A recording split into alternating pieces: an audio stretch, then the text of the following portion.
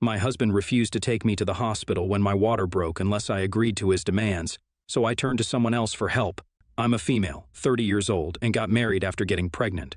It's just been 6 months since our wedding, but my husband has changed so much since then that I don't even recognize him anymore. He used to be the sweetest person without any insecurities or doubts, but now it seems like he lives in a small bubble of his world and refuses to trust or see anything from other people's perspectives. I never knew him to be possessive or demanding, but it feels like that's all that is left to him now.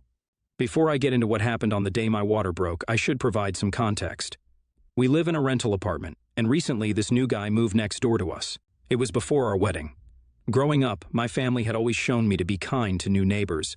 A whole neighborhood was like a big old family, and we used to offer casseroles and invite people over for dinner. Now, I know that living in the country and living near DC are two different things, and I've come to hold myself back from completely giving in to my roots.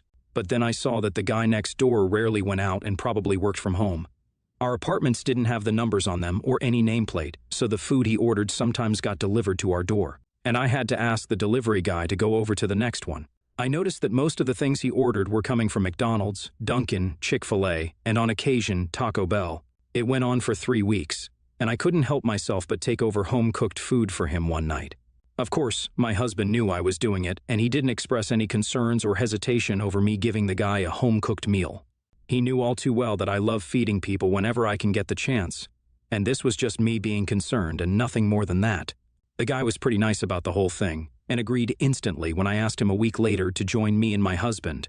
That's how we ended up developing a sort of friendship, and since then we greet each other in the hallway, and he sometimes invites my husband over for game nights and orders us food.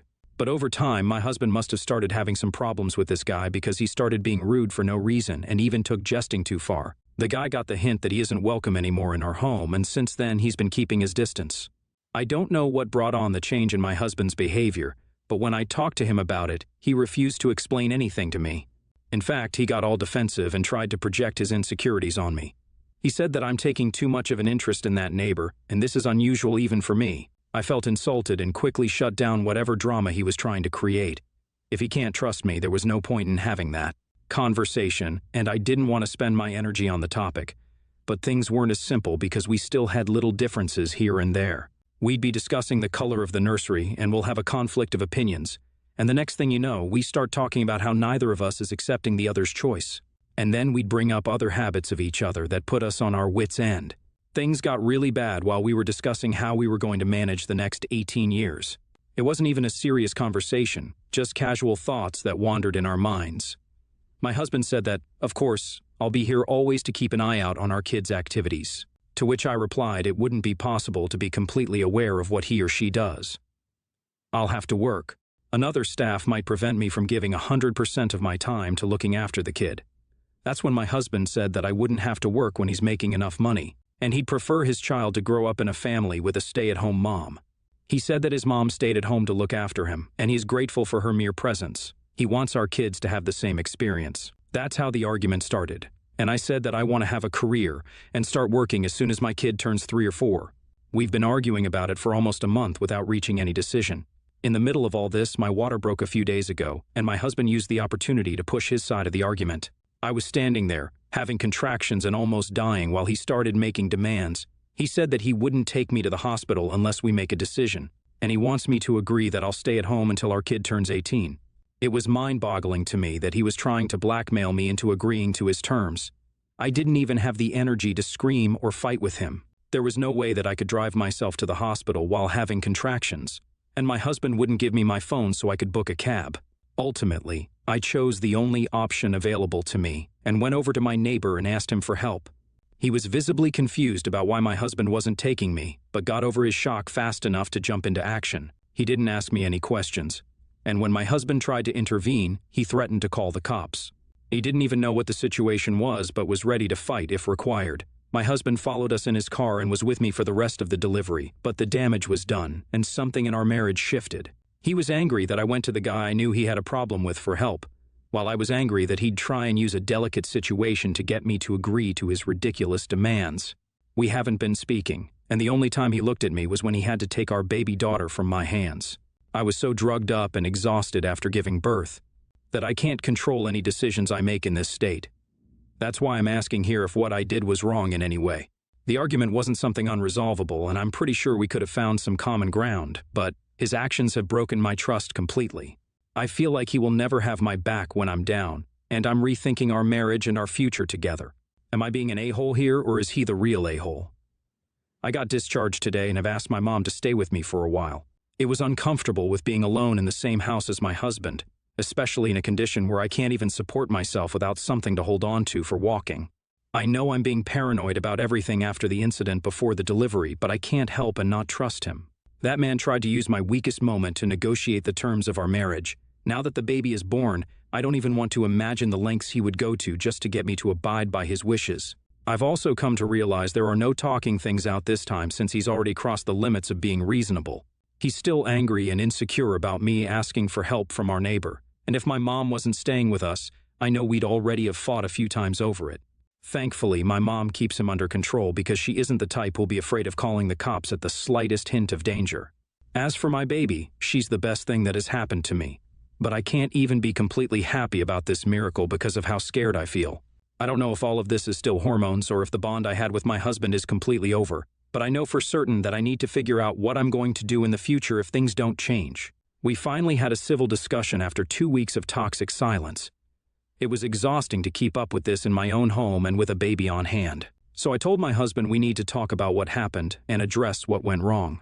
I thought he would have cooled down and would have realized how wrong his actions were, but I was proven wrong the minute he started speaking. He said that if I'm ready, I should explain why I doubted that he'd let me suffer while having contractions, and why I took things too far by asking help from the man down the hall when I knew he had problems with him. I told him that I was probably an inch or two away from bursting open, and he used the moment to make demands from me. He was the reason I had to ask for help because he took my phone away. I told him that if he still thinks what he did was right, then I'd have to reconsider our entire marriage because that was plain disrespectful, and I can't trust him with anything. We continued pointing out things that were wrong, and I really tried to see things from his point of view, but there was no justifying his actions. He also refused to apologize for what he did, and even went so far as to say that if he had to do it all over again, he wouldn't change anything. That was probably the point where I realized how pointless it all was. I've decided to end our marriage and move forward because even if somehow we tried to move forward, I'd always have my guard up around him. It took us 4 months to finalize the details of the divorce, but it's over now. It's funny how this all happened because my ex-husband wanted to have a traditional family where his kid grows up with a mom who's available 24/7 and the dad who works, and now we have a kid growing up with divorced parents. It's decided that my daughter will stay with me, and my ex-husband will visit on the weekends and take her. The divorce process itself wasn't complicated, but to break up a marriage that was all good and suddenly blew up in a moment was hard. But things changed, and so did our relationship. And now, I'm just trying to live a life for my daughter. My husband is supporting us with alimony, and I'm going to take a few years before I start to look for a job, but I hope things will be okay. NTA. Your husband is the real a-hole here for leaving a pregnant woman in labor standing there and not taking you to the hospital. It wasn't the flu or something that you could have recovered from. Things could have gotten way more serious really fast, and you should leave that kind of man. NTA. You're not the a-hole here, and that man needs to realize how stupid what he did was. Even if we exclude everything else, the decision to use your labor as an opportunity to negotiate can be considered harmful, and you should divorce a person like that. I, 36 female, am engaged to a wonderful 41 male man, Mike. We both have children from previous relationships. I have a 14-year-old daughter, and he has a 5-year-old son, Luke. Luke's mom is Mike's ex-wife, Ashley. S had some issues with never telling Ashley no about taking Luke on nights we weren't supposed to have him. He's canceled dates with me and family trips, etc., because Ashley asks him out of the blue to take Luke with some frequency. He used to be much worse about it, but he's gotten better and has only been asked as a last resort.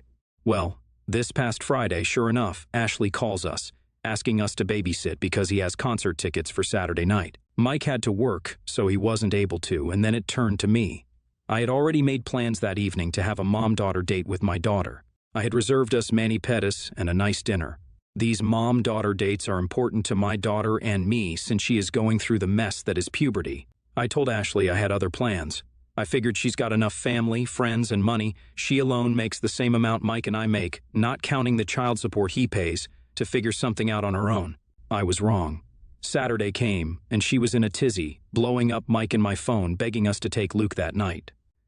I stood firm and told her no, and that my time with my daughter was more important to me than her going to some concert. I silenced my phone and took my daughter on a date. We had a wonderful time and had an amazing dinner. We come home to find Mike royally angry with me.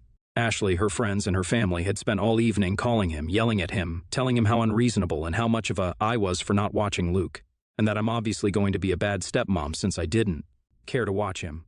Then the custody threats started, how they'll take away Mike's weekends with Luke, etc., and he wasn't able to reach me since I had silenced my phone.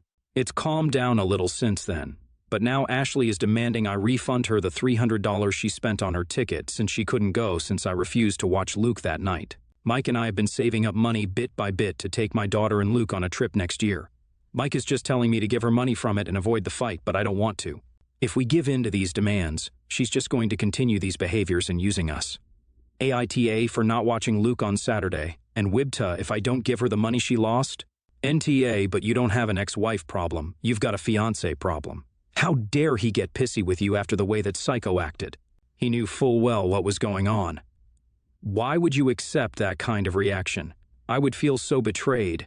You need to make it clear in no uncertain terms that this level of manipulation and abuse will not be tolerated. As another commenter brought up, save all the evidence of threats with custody and manipulation of money for the courts. You should both take these threats seriously and get ahead of them by contacting the judge. Do not be passive, and tell your man it's time he stood behind his soon-to-be wife. NTA, tell Mike to grow a brain. Does he really think his ex will get anything in court? She's throwing a hissy fit since she didn't get her way. A judge isn't going to cut the kid off from his other parent for that, not when it's her custody time. Why the hell does her family even have his number, and why the heck does he communicate with them? He shouldn't even be answering their calls. Block them and be done with it. If Ashley's family finds a way around it, change numbers. If she gives her family the new number, then Mike needs to take her to court and have it put in she can only contact him through a parenting app. Document how often she dumps the kid on you all and go for more custody. With the way Ashley is, there isn't much for Mike to lose. He can keep the same custody and still be alienated. NTA. This wasn't an emergency situation that you refused to help with. She should have arranged a sitter before buying the tickets or asked you long in advance. Her missing out on the concert is her own fault. Your fiancé is tough for taking out his anger and fear on you. She will never stop until he stops cowering to her. Threats. If he takes son on his time and the extra time she asks, then she doesn't have a leg to stand on, even if she did actually follow through with her threat. I, 25 male, am a lifeguard in a public pool. I'm used to dealing with a lot of things, like a man, 40, screaming at me because I, a man, treated his wife for a wasp sting. There is no F lifeguard in my team this year. I'm really used to those kinds of things. But not a while ago, in summer, at the end of the day, while I was closing the pool, 8 p.m., I saw 2 little kids, 5 male and 4 female, left alone. They told me his dad left them in the pool and that he was going to be back for them at the end of the day. In the public pool rules, there is one that says no minor under 14 years can be alone inside the enclosure without an adult. That's why we do not let them in without an adult but can't control these situations. I stayed with them after closing the pool for 20 minutes and no sign of the father. I proceeded to call the police so they can take charge of them and I can get home. After not many minutes, the father came to the pour with an open beer can and just said home to his kids. Not even if, thanks for taking care of them after my 10-hour shift. I stopped him and made him wait because I called the police. With a horrible beer breath, he started yelling at me that it was his kids and was going to take them home and why did I call the police? That he was just in the nearest bar to the enclosure. He hadn't abandoned his kids. When the police officers arrived, I explained everything, left for home. I did not see those kids or the father anymore in my pool, and I think I caused that. AITA for calling the police? Maybe I should have waited 10 more minutes before calling. NTA. The pool isn't a cheap substitute for daycare. This coming from a parent that trusted their kids earlier than most. I'd be good with stepping to the washroom or watching from the gallery at 6 up, but wow, 4 is too young, emo. At that age, I was in the pool with them. Heck, I was in the pool till they were 6, as they wanted me engaged with their play. Good job calling the cops. Up to them to call CPS. NTA. You should not have done anything differently other than not calling the cops immediately. The father was lucky that you were gracious enough to allow him the 20 minutes that you did. No one is allowed to drink and drive, full stop. You potentially just saved multiple lives by stopping this disgusting excuse for a father from leaving with those poor kids. Who in the hell leaves 4- and 5-year-old kids alone near water? The negligence and entitlement here are appalling. I'm so sorry for those kids. Thank you for notifying the authorities. CPS needs to know that this is going on in that home. If he did this at your poor, how many other risks has he taken with his children's well-being? He is a degenerate alcoholic. You choose not to enable that. You did the right thing.